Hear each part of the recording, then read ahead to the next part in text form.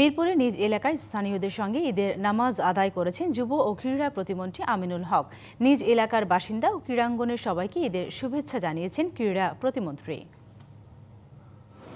ঈদের আনন্দ ভাগাভাগি করতে জনসাধারণের কাতারে যুব ও ক্রীড়া প্রতিমন্ত্রী আমিনুল হক সকল ধরনের চাকচিক্য দূরে রেখে নিজ এলাকায় ঈদের নামাজ আদায় করেছেন সাবেক এই ফুটবলার।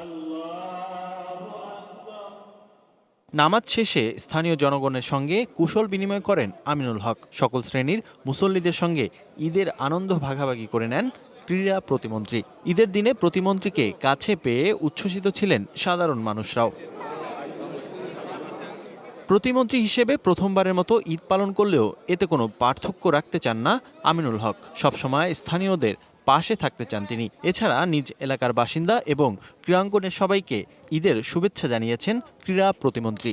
ক্রীড়াঙ্গনের সকল ক্রীড়াবিদ, ক্রীড়াঙ্গনের সকল ক্রীড়া সংগঠক যারা রয়েছে সবাইকে জানাই পবিত্র ঈদ উল ফিতরের শুভেচ্ছা। আমার কাছে খুব বেশি পার্থক্য নেই, কারণ আমি এই এলাকায় ছোটবেলা থেকে বড় হয়েছি, এলাকার সন্তান, ভাই, বন্ধু হিসেবে।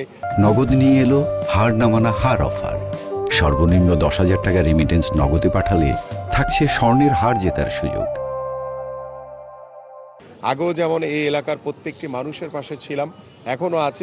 ক্রীড়াঙ্গনে সুস্থ পরিবেশ নিশ্চিত করাই মূল লক্ষ্য আমিনুল হকের। সকল ক্রীড়াবিদদের পাশে থাকতে চান তিনি। এছাড়া সব ধরনের স্পোর্টসকে সমানভাবে গুরুত্ব দিতে চান দেশের ক্রীড়া অভিভাবক।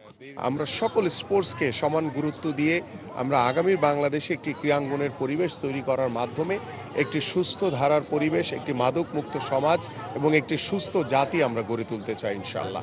ক্রীড়াবিদদের বেতন ভাতা এবং নতুন কুড়ি স্পোর্টসের মাধ্যমে দেশের ক্রীড়াঙ্গন এগিয়ে যাবে অনেক দূর, এমনটাই বিশ্বাস আমিনুল হকের। Rifat Miran, DBC news, Dhaka.